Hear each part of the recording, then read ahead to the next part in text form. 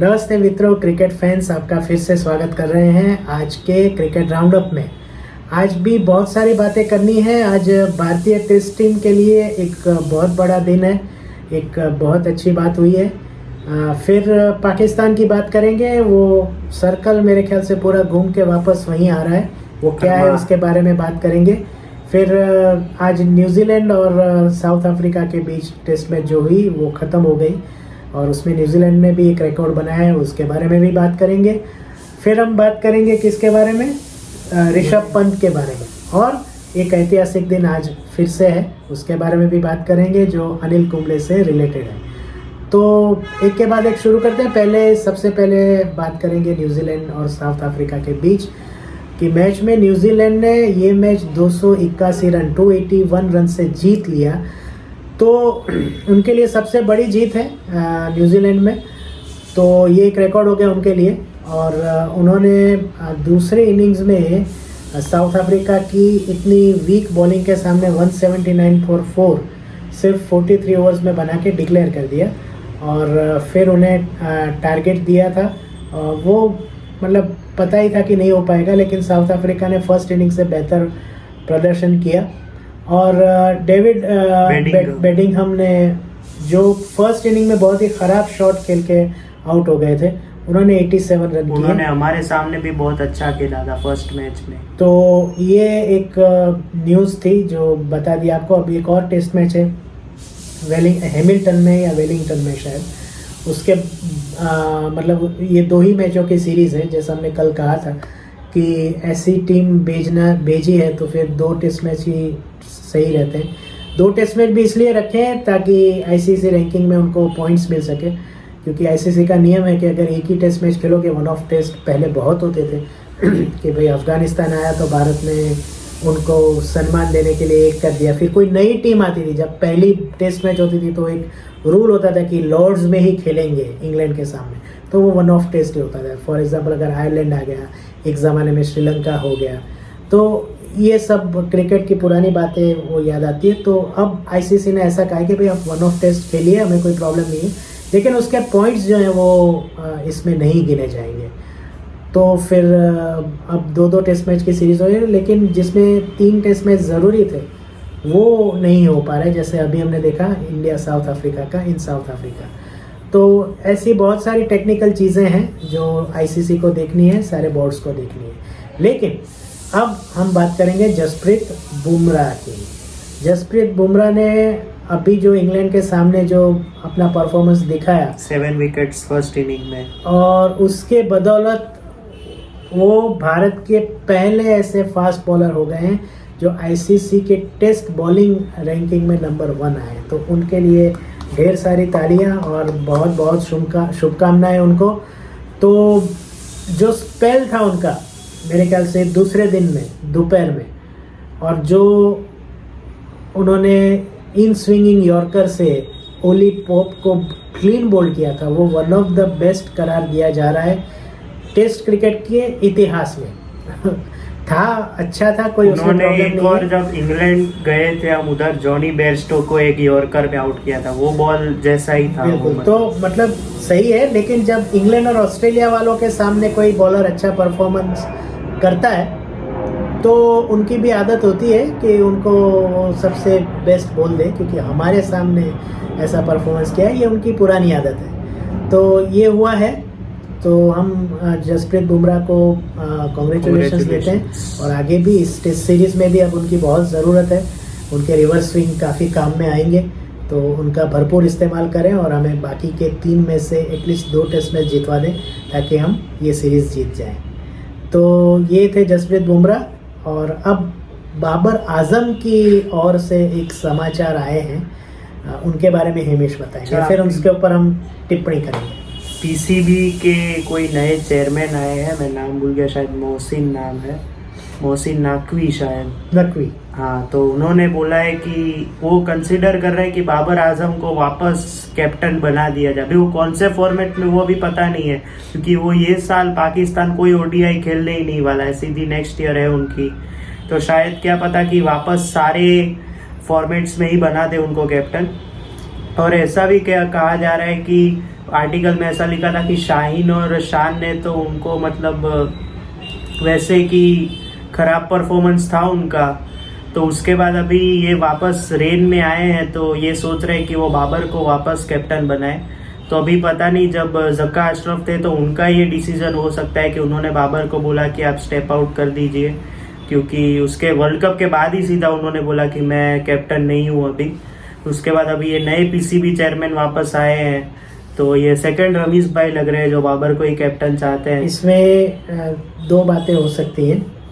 एक तो जब जक्का अशरफ ने कहा तब उनका भी कुछ कोहली जैसा ही था कि आप टेस्ट में और वनडे और T20 से निकल जाइए, टेस्ट में आप कप्तान बने रहिए। पर बाबर ने कोहली की तरह कहा कि नहीं, अगर मैं कप्तान रहूँगा तो तीनों में रहूँगा, वरना नहीं रहूँगा।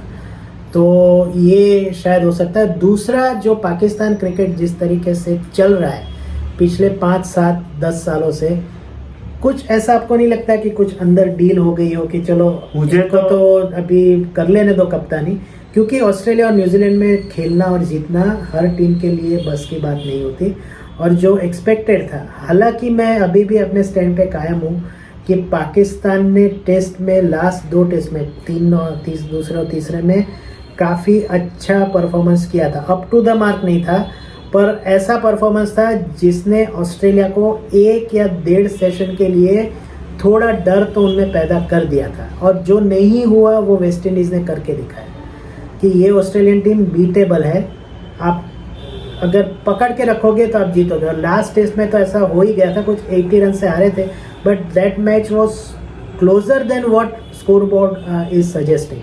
तो शायद ऐसा डील हो गया हो कि अभी आप कर लो, ये दोनों तो वैसे भी फेल होने वाले हैं न्यूजीलैंड ऑस्ट्रेलिया में, then we will recall you. मुझे तो तब से शक है जब रमीज राजा के कुछ स्टेटमेंट्स आए थे, उससे पहले कि जब वो इमाद वसीम ने एक स्टेटमेंट दिया था बाबर पे तो उनको निकाल दिया नेशनल टीम से। फिर मोहम्मद आमिर ने बोला, फिर रमीज राजा ने कुछ स्टेटमेंट दिया थे कि हम PSL को सबसे बड़ी लीग कर देंगे, तब देखता हूँ कौन IPL खेलने जाता है। अभी आ ही रहे हैं, आप देख रहे होंगे।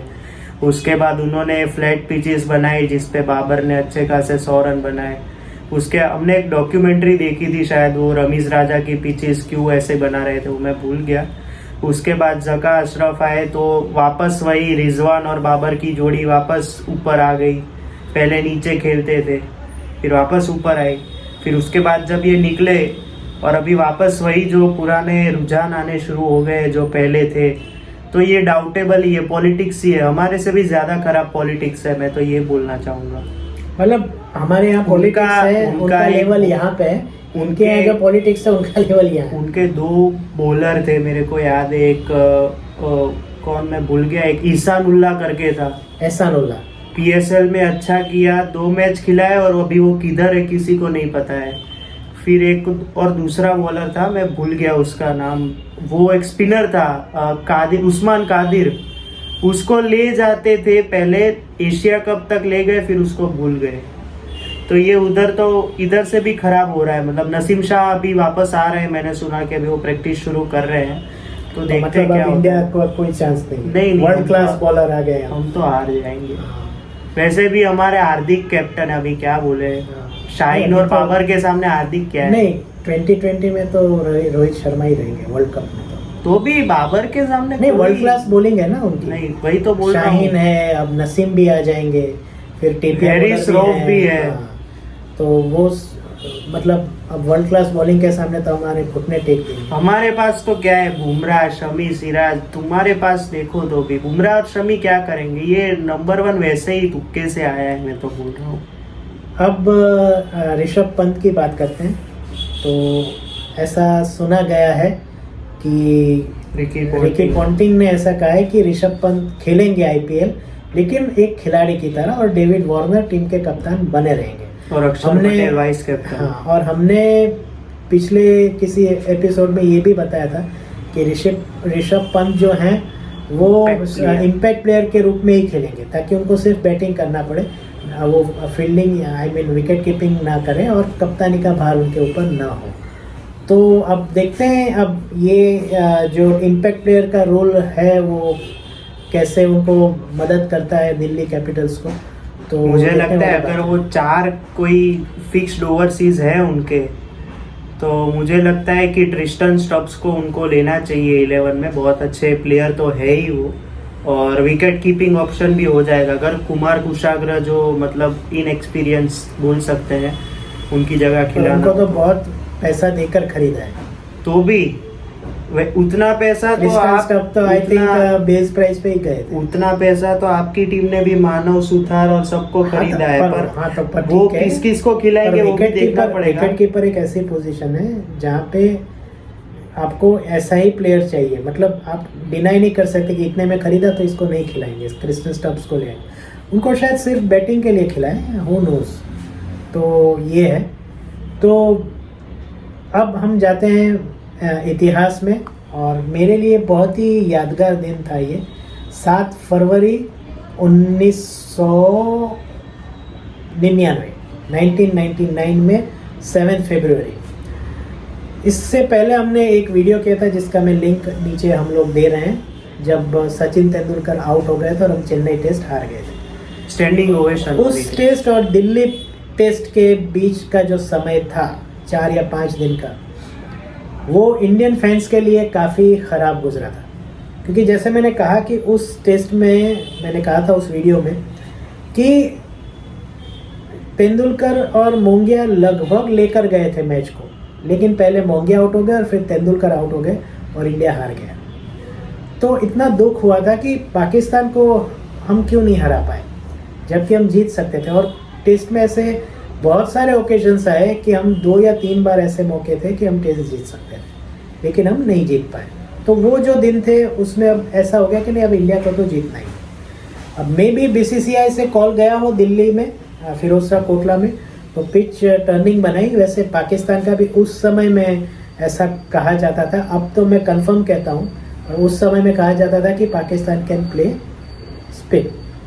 अब ऐसा है कि इंडिया के अलावा एशियन कोई टीम ऐसी नहीं है जो स्पिन को अच्छी तरीके से खेलता है, इसमें कोई डाउट। Flat tracks. तो इसके लिए हम लोग सब उतावले हो रहे थे कि कब ये टेस्ट मैच शुरू हो और हम पाकिस्तान को हराएं। और अगेन ये 2 टेस्ट मैच की ही सीरीज थी, चटाई हो गई। हाँ, तो ये टेस्ट मैच का था वो तीसरा या चौथा दिन था, और पाकिस्तान के सामने अनिल कुंबले ने 74 रन्स देकर 10 के 10 विकेट ले ली।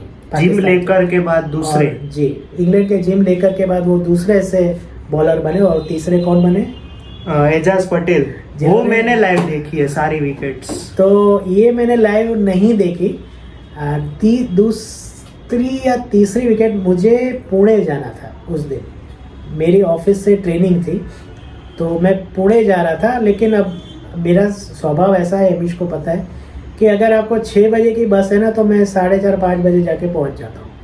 तब कुछ 5 बजे की बस थी, तो मैं 2:30-3 बजे तो निकल गया था। 3-3:30 बजे, मेरे घर से बहुत दूर नहीं है। अब पता तो था कि